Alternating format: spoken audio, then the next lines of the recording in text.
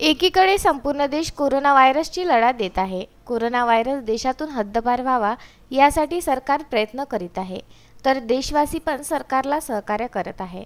मात्र नांदगाव खंडेश्वर नगरपंचायत याला अपवाद आहे. कारण कोरोना व्हायरस शहराच्या तोंडावर येताना दिसून येत असताना नांदगाव खंडेश्वर नगरपंचायत सुस्त पडून आहे.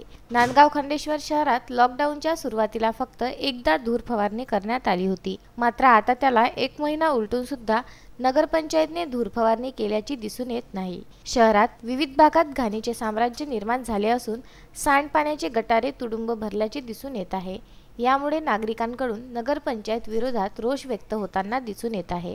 त्यातच अमरावती शहरात कोरोनाग्रस्त रुग्ण वाढत असताना बडनेरापर्यंत येऊन ठेपले आहे. त्यामुळे कोरोनाशी 2 हात करायला नांदगाव खंडेश्वर नगरपंचायत किती खंबीर आहे, असा प्रश्न नागरिकांना पडला आहे. सीमा राजेश जाधव, नांदगाव खंडेश्वर नगरपंचायत नगरसेविका, वॉर्ड नंबर 8 मध्ये राहते आणि वॉर्ड माझा 8 आहे.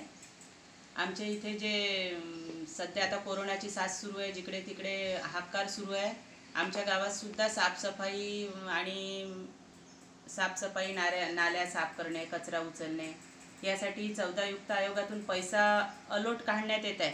पण साफसफाई मात्र शून्य आहे आणि जो सॅनिटायझरचा फवारा वगैरे 1 दिवसाच्या आड मारणं आहे तो बिलकुल नाही आहे.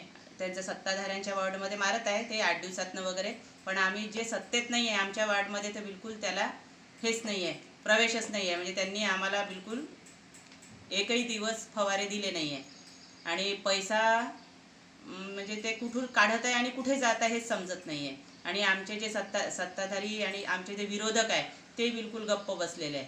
तेही बिलकुल या विषयावर काही बोलत नाही आहे.